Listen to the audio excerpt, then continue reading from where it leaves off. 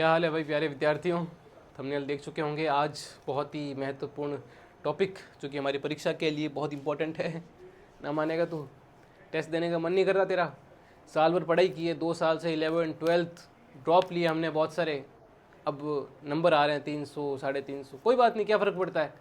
NEET exam है, इसके अंदर बहुत सारे कॉन्सेप्ट पूछ रहे हैं। आता हुआ कॉन्सेप्ट है, हमको पता है उसका कॉन्सेप्ट क्या है, लेकिन उसको घुमा फिरा के एक ही कॉन्सेप्ट को 10 नए तरीके से घुमा के आपके सामने एग्जामिनर परोसता है। अगर आपने अच्छी टेस्ट सीरीज ज्वाइन की है नीट के लेवल की, क्यों, इसका कारण क्या है। या डॉक्टर बन रहा है, उस समय जब पेशेंट के साथ डील करेगा तो क्या होगा, उस समय 10 नए फैक्टर तेरे सामने खड़े होंगे। उस समय सोचने की क्षमता, एक विकट परिस्थितियों के अंदर जब आदमी अपने आप को शांत रख पाता है तब वो आम इंसान नहीं कहलाता है। समझे आप। तो इसका आज पूरा मैं विश्लेषण करूंगा और उम्मीद है कि ये वीडियो लेक्चर ख़त्म होते ही आपको ये पक्का है कि आप एग्ज़ाम देने से पहले बिल्कुल भी आपको दुख नहीं होगा और आप हर्षोल्लास के साथ अपना टेस्ट देने के लिए, जो भी आप मॉक टेस्ट लगा रहे हो हर 2-3 दिन में छोड़ के, या हर हफ्ते आपका जो फुल सिलेबस टेस्ट सीरीज चल रही है, क्योंकि नेक्स्ट अब कुछ दिनों बाद अपना एग्ज़ाम है नीट का। तो तू मान जा भाई, मानना बहुत ज़रूरी है, ठीक है। तो मैं कुछ ये मेरे हिसाब से ये जो टॉपिक लेके आया हूँ इनको समझ लेते हैं एक बार। पिंक कर लेता हूँ कि बेबी पिंक करूँ, बेबी पिंक करूँ या पिंक करूँ, ये ले। सबसे पहले क्या लिखा मैंने, कंपैरिजन।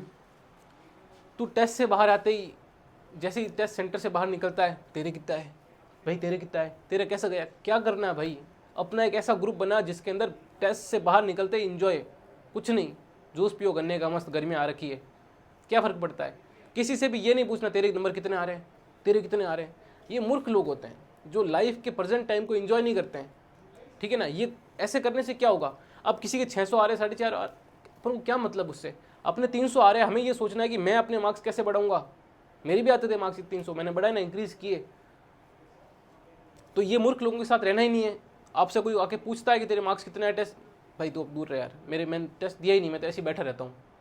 क्या करता हूँ, जाता हूँ बस ओएमआर शीट भरता हूँ, कुछ भी ABCD भर देता हूँ और आ जाता हूँ मैं, बस ये मीठा उत्तर देना है अपन को, ठीक है। कंपैरिजन नहीं करना है। ये जब कंपैरिजन करते हैं ना तो कहता है कि यार मेरी क्लास में भी पढ़ता है, इसके 650 आ रहे, मेरे क्यों नहीं आ रहे, इसका सिलेक्शन हो जाएगा, ये एप्रिन पहनेगा, मैं नहीं पहनूंगा, मेरे को वापस ड्रॉप लेना पड़ेगा। क्या फ़र्क पड़ता है, वो तेरे को रोटी ला के नहीं देगा अगर डॉक्टर बनेगा तो, या नहीं बनेगा तो, ठीक है। तो कंपैरिजन नहीं करना, हमें हमारे कॉन्सेप्ट पे फोकस करना है कि मेरे कितने मार्क्स आ रहे थे और अब मुझे कैसे इंक्रीज़ करना है मेरे मार्क्स को, ये सोच के हमको अपनी तैयारी करना है। क्योंकि हम जो टेस्ट देने जा रहे हैं वो इसलिए जा रहे हैं कि भाई मैं अपने खुद का एनालिसिस कर सकूं, मेरे कौन से टॉपिक आ रहे हैं। मुझे पता है कि यहाँ पर टेस्ट देने का मन किसका नहीं कर रहा है। सिंपल सी बात है कि जिसके मार्क्स जो है 300 के आसपास आ रहे हैं ना, उन्हीं लोगों का टेस्ट देने का मन नहीं कर रहा है। और या फिर ऐसे लोग होंगे जिनके 500 के आसपास मार्क्स आ रहे हैं, उनका मन नहीं कर रहा है। ये 2 कैटेगरी के ऐसे लोग हैं जिनका टेस्ट देने का मन नहीं कर रहा है। उन्हीं के लिए वीडियो बना रहा हूँ, उनके मोटिवेशन के लिए बना रहा हूँ कि वो कैसे अपने आप को इम्प्रूव कर सकते हैं। क्योंकि टेस्ट नहीं दिया तो भाई साहब आपके नंबर इंक्रीज नहीं होंगे, आपका सिलेक्शन नहीं होने वाला। अब क्या कर सकते हैं सर, इलाज क्या, ये बताओ। इलाज पहला ये बता कि कंपेरिजन नहीं करना है। तो मेरी बात को याद रखेंगे, अपने ग्रुप में ये वीडियो शेयर करेंगे, जो भी आपके दोस्त हैं उनको ये समझाएंगे कि मेरे सर, मेरे मेंटर ये बोल रहे हैं कि हमको ये सारी हरकतें नहीं करनी है जिसके कारण हमारा टेस्ट देने का मन नहीं कर रहा है। दूसरा है कि कोर्स कंप्लीट ही नहीं भाई तेरा, साल भर तूने मजे करे, साल भर रील्स देखता है तू, हैं, कोर्स कंप्लीट नहीं। तो अब क्या करें सर, अब डांटने से तो क्या होगा। देखो सीधी सी बात है, अब कोर्स कंप्लीट, ये मत सोचिए कि यार अब कोर्स कंप्लीट नहीं है, ये 5 महीने निकल जाए उसके बाद क्या करेंगे अपन, वापस से ड्रॉप लेंगे। ये सोचकर अगर तैयारी करेगा तो अगली साल भी सिलेक्शन नहीं होगा। जितनी मेहनत इस 1 महीने में आप कर सकते हो, उतनी साल भर के 3-4 जो स्टार्टिंग के 5-6 महीने होंगे, उतनी मेहनत लास्ट के 1 मंथ में की जा सकती है। इतना मोटिवेशन होता है उस समय।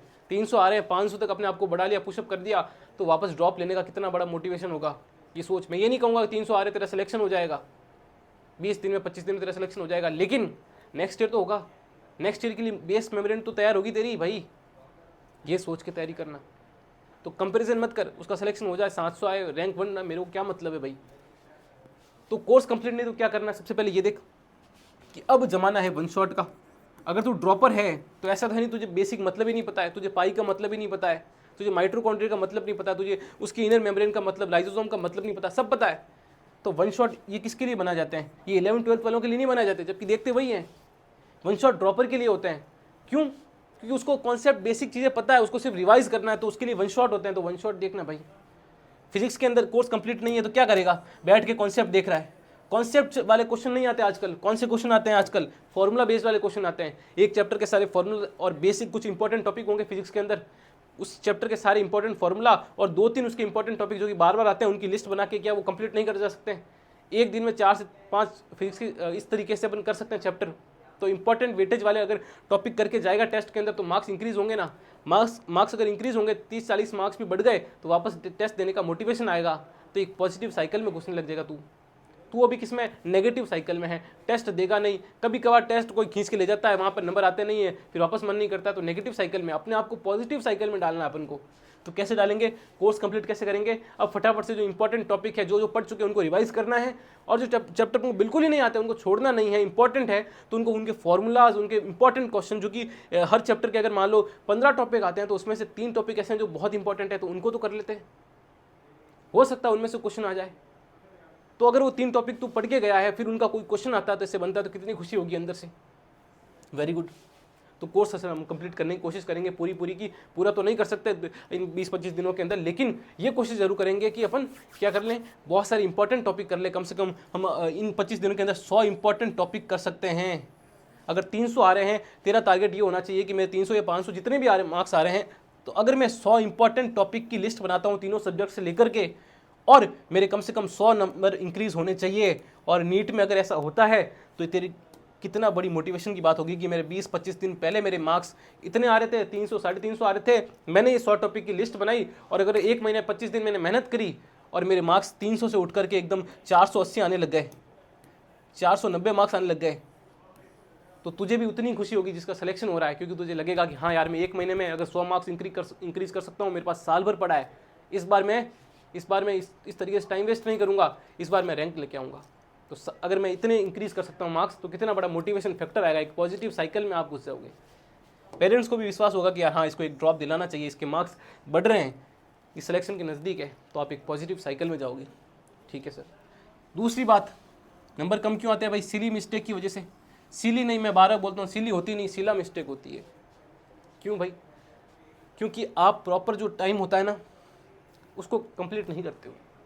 मतलब सर, आप अगर 30 क्वेश्चन गलत कर रहे हो, आप ये सोचते हो कि मुझे पूरा पेपर करना है, आपके मार्क्स आ रहे हैं, आपका कोर्स कंप्लीट नहीं, फिर भी आप सोचते हो मुझे पूरा पेपर करना है। नहीं भाई, 180 क्वेश्चन अटेम्प्ट नहीं करने, अगर तेरे मार्क्स इतने आ रहे हैं तो तुझे कितने, कम से कम 120, 140, 130 के आसपास टारगेट लेके जा कि मुझे सिर्फ 130 क्वेश्चन अटेम्प्ट करने हैं।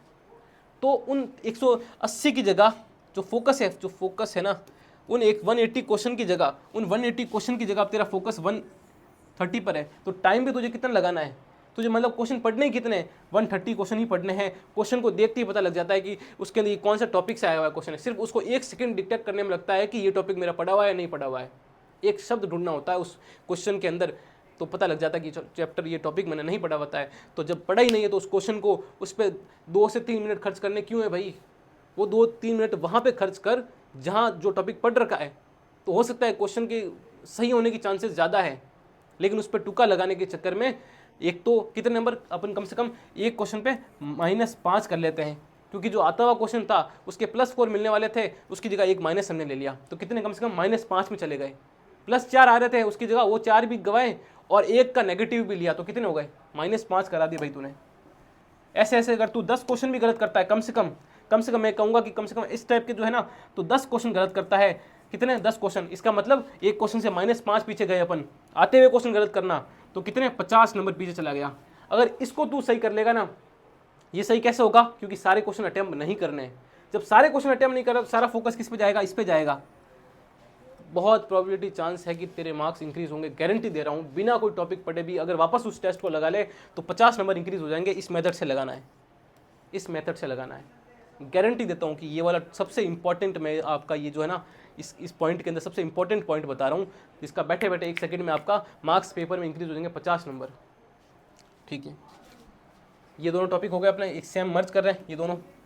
पढ़ो इसको क्या लिखा है। तो ये कुछ 4 पॉइंट मैंने बताया आपको, ठीक है ना। कौन से टॉपिक बताए मैंने आपको? 4 ये पॉइंट बताए। आई होप कि आपको रिलेवेंट लगे होंगे अपने आप से, और रिलेवेंट तब लगेंगे जब आपको इसको प्रैक्टिकल लाइफ में उतारोगे। All the very best.